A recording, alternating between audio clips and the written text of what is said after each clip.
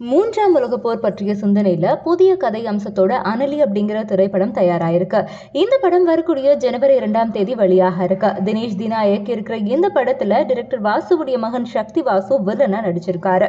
நிறைய திரைப்படங்கள்ல கதாநாயகனா நடிச்சவரு இன்னைக்கு இந்த படத்துல வில்லனா அறிமுகமாயிருக்காரு. சிந்தியா புரொடக்ஷன் ஹவுஸ் சார்பில் தான் இந்த படம் தயாரிக்கப்பட்டிருக்கு. இந்த கதையினுடைய நாயகியா சிந்தியா லூர்டே நடிச்சிருக்காங்க. இந்த நிலையில சென்னையில அனலி திரைப்பட குழுவினருடைய செய்தியாளர் சந்திப்பு நடந்துச்சு. அப்போ அவங்க என்ன சொன்னாங்க அப்படின்னா, சிந்தியா விஜய் கண்டிப்பா மறுபடியும் நடிக்க வருவாரு அப்படின்னு சொல்லியிருந்தாங்க. ஜனநாயகன் திரைப்படம் தான் விஜய் அவர்கள் நடிக்கக்கூடிய கடைசி திரைப்படம் அப்படின்னு எல்லாராலும் சொல்லப்பட்டு இருக்கக்கூடிய நிலையில இவங்க டக்குன்னு இதை சொன்னதும் ரசிகர்கள் எல்லாருமே பயங்கரமா உற்சாகமாயிட்டாங்க. ஏன்னா இந்த படத்துல அவங்க என்ன சொன்னாங்க அப்படின்னா, சக்தி வாசு ஒரு 15 படத்துக்கு மேல ஹீரோவா நடிச்சாலும் இப்ப வில்லன் கதாபாத்திரத்துல நடிச்சிருக்காரு. நான் தொடர்ந்து ஆக்ஷன் கதாபாத்திரங்கள்ல நடிப்பேன். பெரிய கதாநாயகர்களோட நடிக்கணுங்கிற ஆசையும் எனக்கு இருக்கு.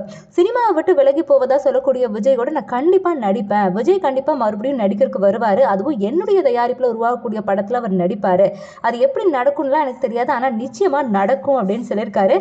இதை பார்த்து ரசிகர்கள் எல்லாருமே ரொம்ப சந்தோஷமான ஒரு விஷயத்த சொல்லியிருக்கீங்க. நடந்தது அப்படின்னா போதும், இதுவே எங்க எல்லாருக்கும் பெரிய சந்தோஷமா இருக்குங்கிற மாதிரியான கமெண்ட்ஸ் எல்லாம் பாஸ் பண்ணிட்டு இருக்காங்க. அண்ட் விஜய் ஜனநாயகன் திரைப்படம் தான் கடைசி திரைப்படம் அப்படின்னு அந்த லாஸ்ட் ஒன் மோர் டைம் அப்படின்னு சொல்லி கடைசியா இந்த டான்ஸ் எல்லாமே ஆடிட்டு போனது எல்லாருடைய மனசையுமே கவலைக்கு உள்ளாக்குச்சுன்னே சொல்லலாம். விஜயோட ரசிகர்கள் இல்லாத நபர்கள் கூட என்னடா அது டக்குனு இப்படி ஒரு டிசிஷன் எடுத்துட்டாரே அப்படின்னு சொல்லி எல்லாரும் ஃபீல் பண்ற மாதிரியான ஒரு மொமெண்ட் கொடுத்துட்டு போனாரு.